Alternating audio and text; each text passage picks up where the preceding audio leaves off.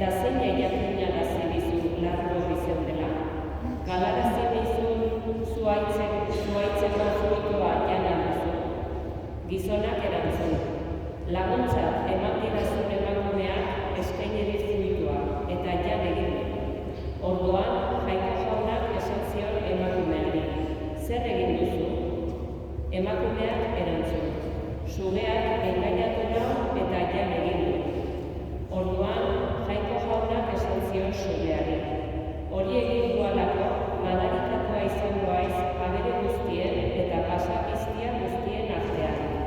Sabel gainean ibiliko haiz arrastaka, eta hautsa jango dut eure bizitzako egun guztietan. Elkarren etxai egingo zaituzte bi eta emakumea, ire eta haren ondorengoa. Honek burua zakatuko dik, eta hir orpotik helduko dio. Gizonak bere emazteari Eba ezarri zion izena, bizidun guztien ama delako. Jaunak esana.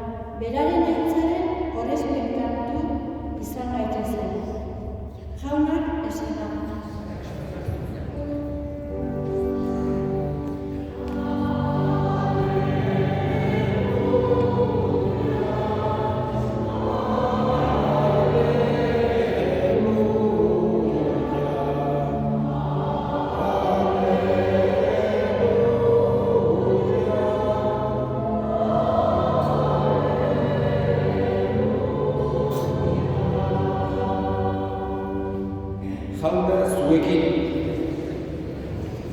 Jesucristo evangelioa San Lukasen egutik. Aldi hartan, Gabriel emenua bihal zuen Jainkoak Nazaret zeritzan Galileako herri batera, Virginia bategana. Virginiak Maria zuen izena, eta Jose zeritzan Daviden jatorriko gizon batekin ezkontzeko izena zegoen. Aineruak Mariaren etxean sartu eta esan zion, poztu zaitez, graziaz bete hori, jauna zurekin. Ikaratu zen Maria, itzaiek entzutean, eta pentsatzen jarri zen, zer izan ote zitekeen halakoa gogura. Aineruak esan zion, ez beldur izan Maria, Jainkoak gogoko zaitu. Begira, sabelean sortu eta semea izango duzu. Eta Jesus ipiniko diozu izena. Handia izango da, goi-goikoaren seme dituko diote,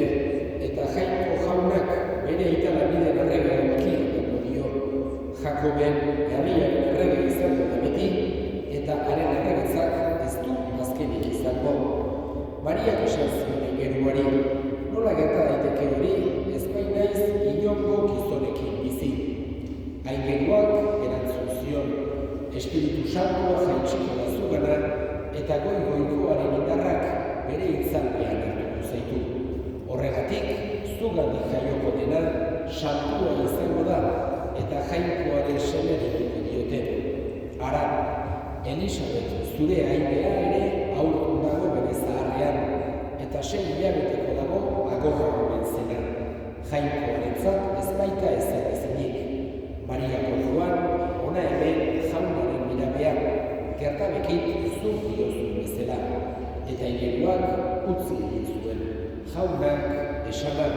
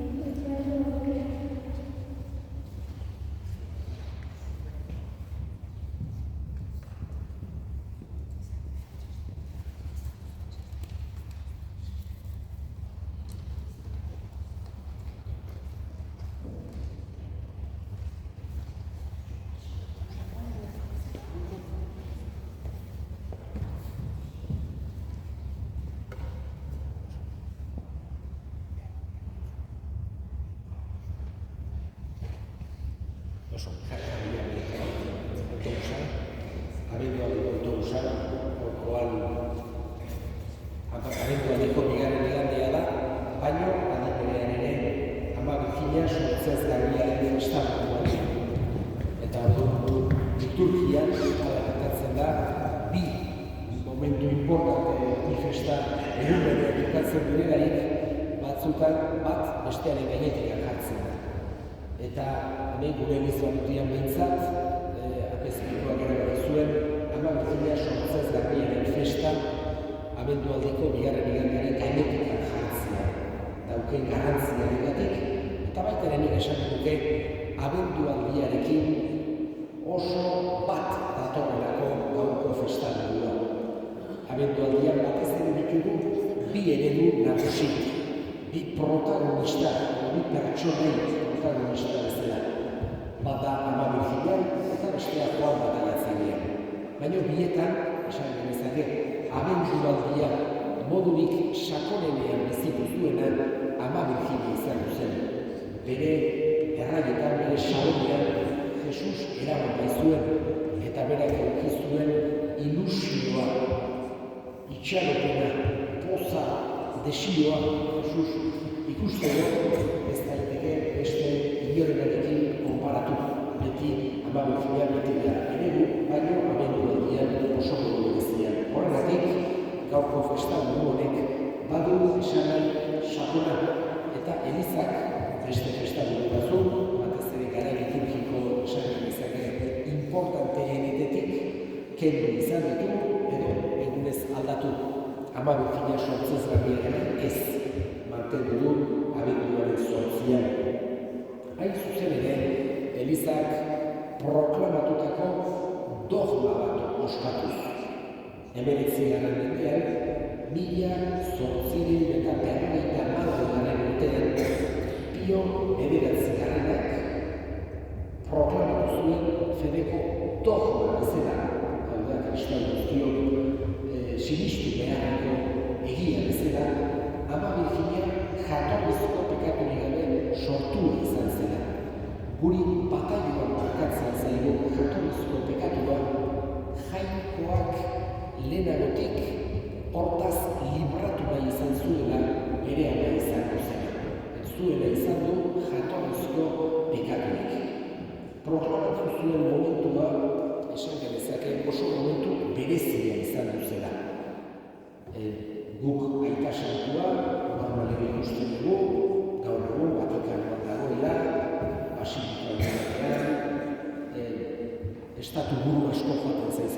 bisitatzera, normalen Erromara, estatu buru bat joaten delarik, Italiko presidentea eta aita santuak bisitatu ditu, importantik baino, gara guztietan ez da horrela izan du.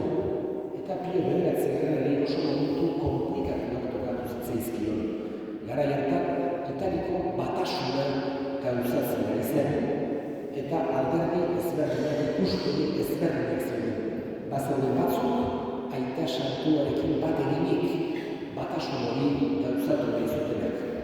Beste batzuk ordea, aita santuaren kontra, aita santua kenduz.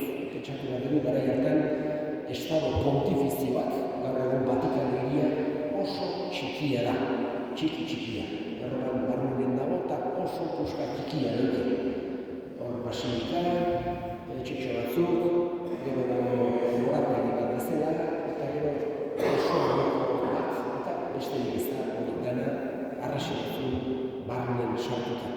Baina garai hartan Estado pontifizioek hartzen zuten penintsuletu Italikoko puska dezente bat, erdialdean.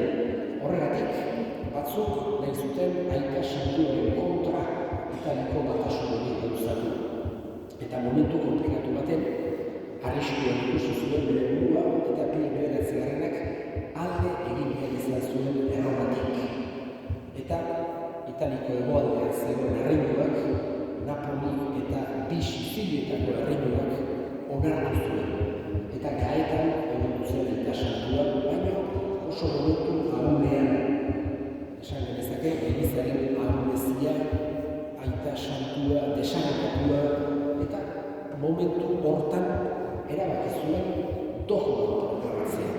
Nolabait ere, adieraziz, kristau munduari eta kristau herri osoari Ama Birjinaren garrantzia eta baita ere gure itxaropena ez dagoela mundu ontako gauzetan garaile izatean. Baizik eta naiz eta Eliz txikia izan, edo Eliz persegitua naiz eta aita santua izkutuan ibili beharri eska, baina Elizaren handitasuna beste gauzetan datza. Jagoikoaregan, Espiritu Santuaregan, graziaregan, eta horregatik momentu oso itxaropentsua izan zen kristau herri osoarentzako. Aita santuak definitu zuen dogma bezala, Ama Birjina jatorrizko tokatu dira sortu izan duzela. Eta Ama Birjinaren festen inguruan beti dena da itxaropenez betetakoa, eta hoxe da kristau herriak momentu hartan bizitu zuena. Hain zuzen ere, pentsatu berbeguta honekin bukatuko dut, aita santuak proklamatu zuela momentu hartan, baina Elizaren oso hasieratik, gehiengo oso zabal batek beti konbentzimendu hori eduki izan duela. Hau da, lehen ere ospatzen zen Ama Birjina sortzez garbiaren festa, baina ez zegoen hartarako dogmarik, ez zegoen inongo sinistu beharrik. Baina oso hasieratik kristau herri gehienak halako konbentzimendu izan duzuela. Jainkoaren ama izango zela, egon duzela jatorrizko pekatutik libratua bere sortzetik. Gaurkoan eskatzen dugu bere laguntza, bere indarra, bere etxaropena, bere poza transmititu bezaila gure zeruko amak.